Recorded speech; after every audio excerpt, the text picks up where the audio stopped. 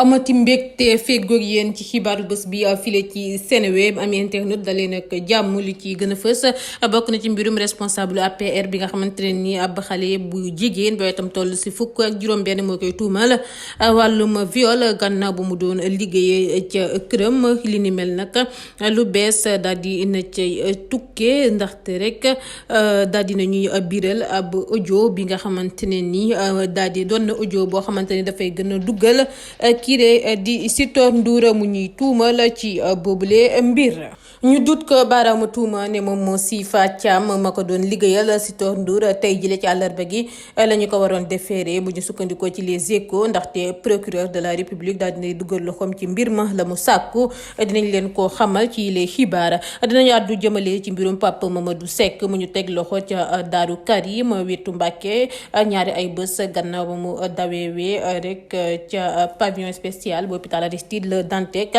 gannaaw ba ñu bàyyee soxna sa nga xamante ni moom lañ ko jàppandooroon xaritam ba ko hébergé woon moom xibaar bu nakkari daal dinay tàbbi si moom gannaaw ba ñu wëyandee woon teekoo ci kaso gi ca diwaanu Ziguinchor dinaa fa dal di doxantu addu ci mbirum rek benn jege ñaale Guy Marius Sagna bi nga xamante ne nii daal dinañu koy wooluwaat ca commissariat ba la ko wundu dinañ leen ko xamal waaye itam samp nañu ab laaj ne ba xam ndax moom moomee duñu ko tëjaat ca kaso ga kooki sax kan la lépp dinañ leen ko leeraral. Pape Ibra Gueye ñu gën koo xam ci turu Papito Kara dañu ko teg loxo ngir détournement wu ay une journaux ngir ab revue de presse bu mu doon def ci web bi naka noonee moom moomee fa mu mujjee wa ila mbiram fan la toll daal dinañu koy xam fas yéene leen ko dal di jottali.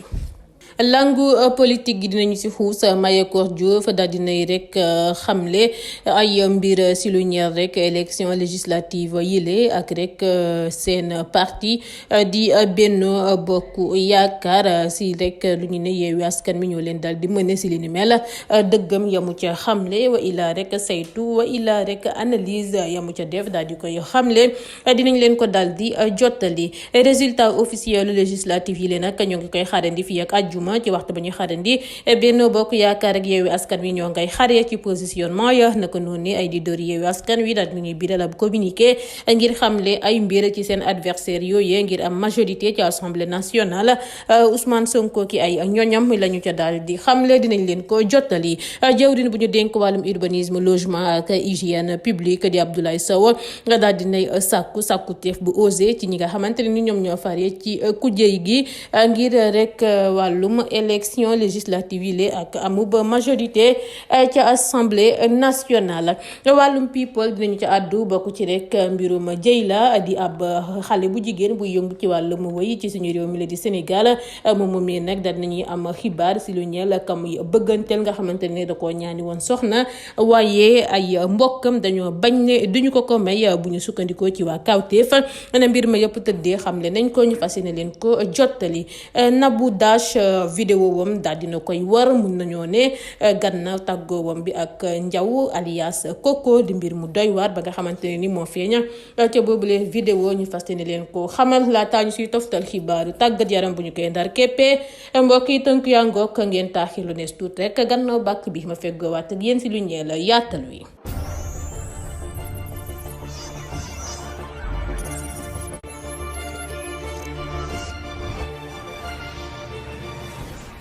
mu nga ak bàkk ba jib na nuyu naa leen bu baax a baax yéen ñu ñuy teewlu waxtu wi temb ci Seneweb TV na ma leen ko diggee woon laa koy dal di defee gannaaw ba ko benn femme de ménage waaye tam toll si fukk ak juróom-benn duutee baaraamu tuuma ci wàllum viol gannaaw ba mu ko liggéeyalee ñetti fan képp Sitor Ndour di responsable politique APR nekk tamit ancien directeur général du centre des œuvres universitaires bu Ndakaaru daal dina cay tontu kenn ci ay ndaw ba Seneweb jokkoo ak moom Sitor daal dina weddi lépp gannaaw ba mu xamle ni lenn ca boobu la histoire dara amu ca ñu nag xarañ lool nee na ci wàllum arnaque ak rek extorsion de fonds la ñuy jëflanteel waaye su waxtu wi jotee rek dina jël ay responsabilité mbir maa ngi ci loxo yoon moo tax daal mënu cee àddu mu daal di koy xamle.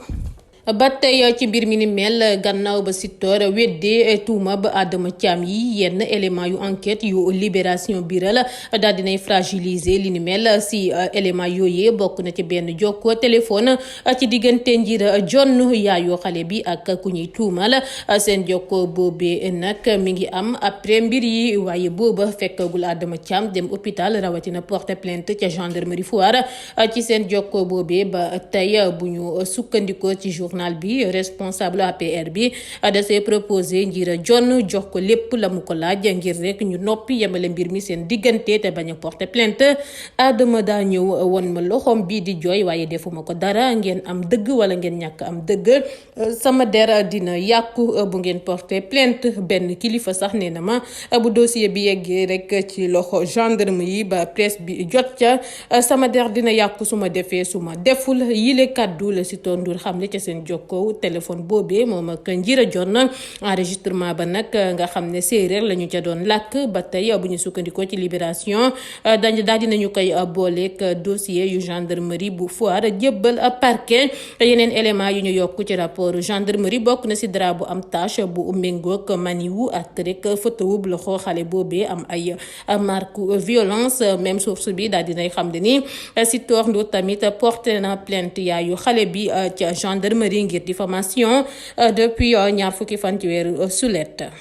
ñu dut ko baaraamu tuuma ne dafa siif Thiam ma ko doon liggéeyal Sitor Ndour tey jii ci àllarba gi la ñu ko waroon a déféré bu ñu sukkandikoo ci les échos. procureur de la république daal dinay réclamer ngir ñu présenter ko responsable APR bi di luy annoncé ay guddi yu gët setagul si ancien directeur général COUD bi si micro Seneweb la Njira Jonn waajur bu jigéenu xale bi xam leen ni daal Sitor Ndour daa sàkku doomam ji soxna si daal dinay leeral ni mbir yi bañu tabaske ba ca ëllëg sa la dal di am di bés bu fa Thiam amee ñetti fan képp ca kër responsable politique boobee mu doon liggéeyal. ci fàttali ba mu jokkoo ak kenn si ay ndawub Seneweb ba moom Sitor Ndour ma ñuy tuumal dafa weddi yooyu le mbir. Maddu jëmale ci mbirum Pape Mamadou Seck mu ñu teg loxo ca Daaru Karim wetu Mbàkke ñaari ay bés gannaaw ba mu daweewee ca pavillon spécial bu hôpital Aristide Le Dantec guddib juróom-ñeenti fan jàpp fukki fan ci weeru sulet. ñoo ngi fekkoon mu ànd ak benn soxna ak benn waay bu ñu ne daal xaritam la ne moo ko hébergé. ñoom ñett ñëpp la ñu jëli woon yóbbu leen Ndakaaru. Pape Mamadou Seck dañu ko yóbbu waatoon ca kaso ga ci waxtu ba ñu placé en garde à vue ca sûreté urbaine. ñaar ñu ne ay complice lañu. soxna sa nag mujjoon nañu ko bàyyi waaye xaritu Pape Mamadou Seck ba dañu ko téye ba tey jilee moom moomee waajagul a génn sax ci bile mbir ndaxte bu ñu sukkandikoo ci libération kookee di wuyoo si turu ba Bilal Thiam parquet daal dinay sàkku ci àttekatu ñaareelu cabinet bi ngir mu ubbi ab information judiciaire ci sujet ma ngir daal recel de malfaiteur ak complicité wu évasion. gannaaw loolee procureur door na ko mandat de dépôt. libération xamle na ni Bilal Touré moomee tey ci àllarba gi lay janook magistrat instructeur bi. ca diwaanu Ziguinchor lay jubali ba xam ndax Amadou Tom Mbodj day delluwaat ci kasu gi ab laaj bu ñu samp la moom nag coordonnateur départemental organisation ak moyen logistique yu coalition Yewwi Askan Wi ca Ziguinchor di tamit jege ñaale Guy Marius Sagna dañu ko woolu tey jile ci àllarba gi ci suba ca commissariat ba bu ñu sukkandikoo ci libération bu biral bi le xibaar benn militant wu APR moo ko duut baaraamu tuuma ne daf ko jàmm ba suba élection législative ci bërëb ba mu doon voté. waa ji nag daal dinay weddi tuuma yooyee ba noppi waat ni bés boobee nekkul woon sax ca bërëb ba ñu indiqué ci plainte bi te am na ay seede ngir dëggal la mu xamle. ci fàttali Amadou Tom Mbodj moomee ñoo ngi ko tegandooroon loxo ak Guy Marius Sagna ci manifestation Yewwi Askan Wi bu ñu tere woon fukki fan ak juróom-ñaar ci weeru juin ca Ziguinchor. dañoo demoon xooli situation manifestant ya ñu tegoon loxo bés boobee. Pape Ibra Gueye ñu gën koo xam ci turu Papito Kara dañu ko teg loxo ngir détournement wu ay une journaux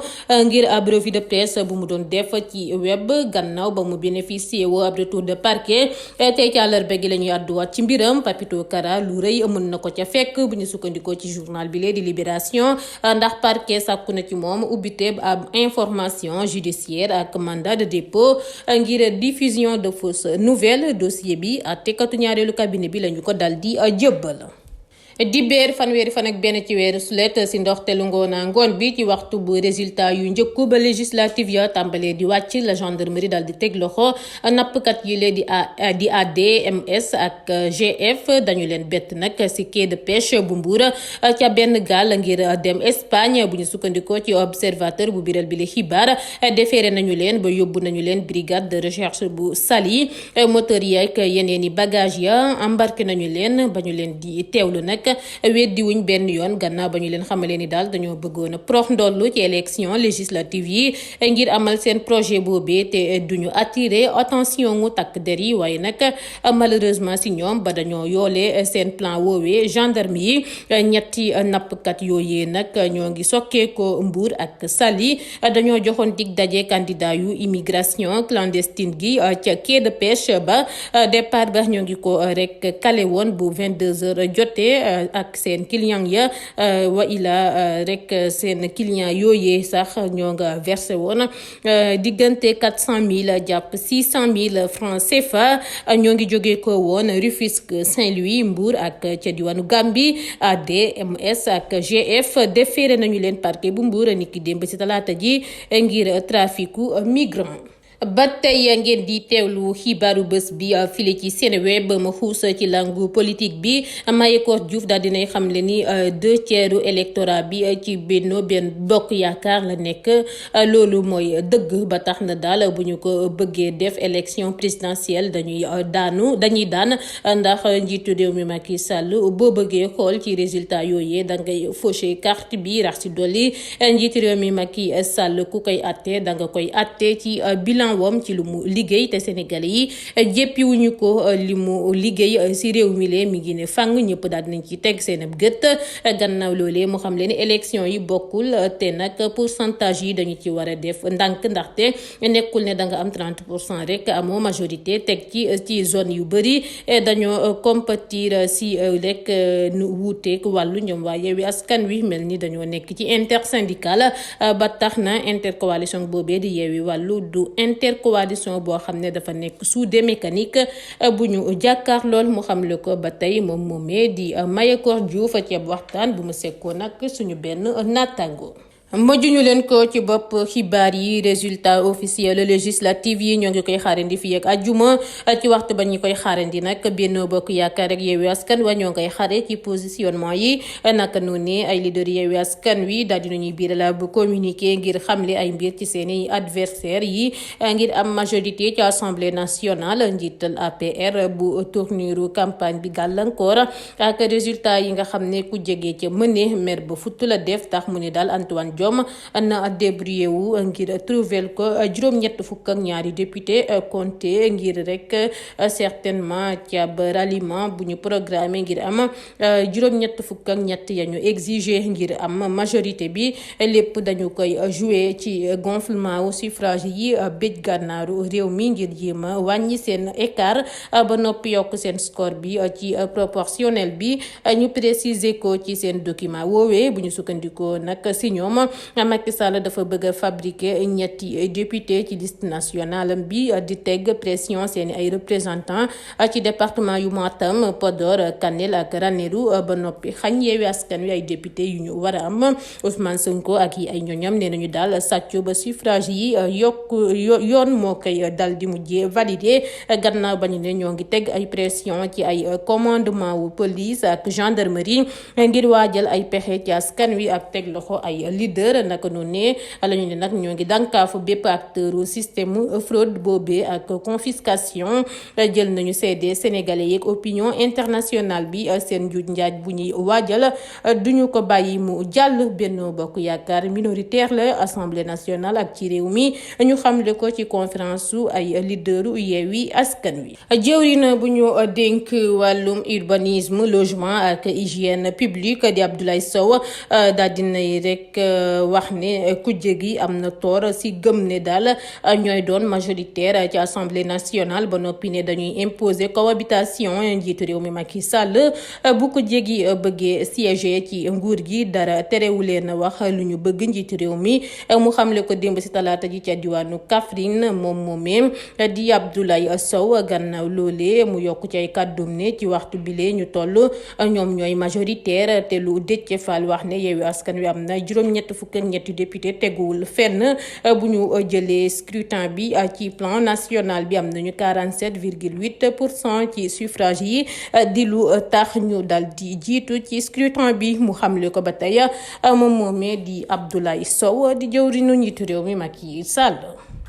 Karim Wade daal dinay commenté résultat yu élection législative yi lee doonte newul ci suñu réew mi lee di Sénégal jamono jilee doomu Abdoulaye Wade bi nëbbul nag benn yoon satisfaction wam gannaaw ba mu xamlee ni dafa yitte woo woon engagement wu majorité wu sénégalais yi ngir am bile succès nga xam ne rek mosu fee am te dara waralu ko lu dul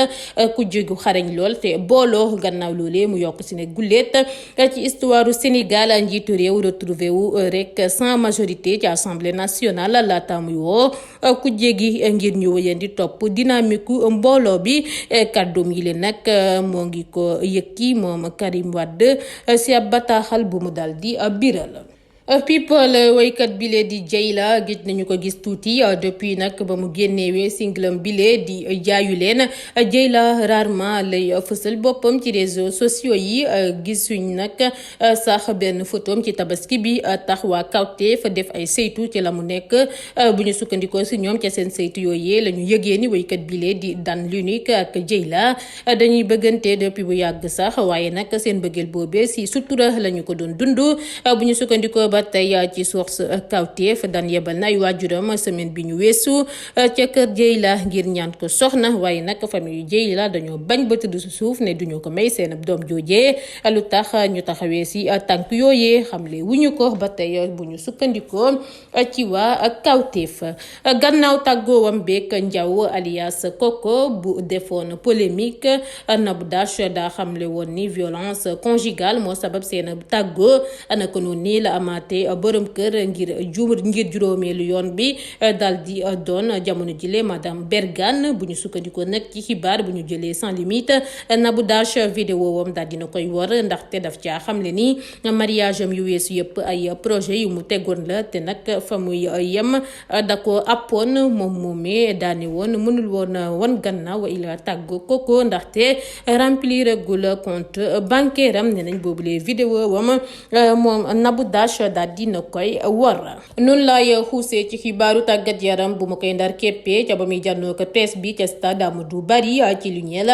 combat wam bu ñu jàpp dibeer buy ñëw si digganteem ak Gris Bordeaux Balla Gaye 2 daal dina cay prox ndolli indi ay leeral si rumeur bi daw ñuy naan neexoo watul ak Aziz Ndiaye ba ku nekk daal dinay ber caawu boppam Balla Gaye 2 la mu ca xamle moo di daal mësuñoo xalaat gis relation boobee boole kook famille yu Baye Ali Ndiaye ñu daal di koy yàq histoire famille la mënula am problème ndaxte papaam ba muy dund la ko teg ci loxo Aziz Ndiaye moomee Aziz bëgg ko ba koy gën lanteeg ay doomam yu mu jur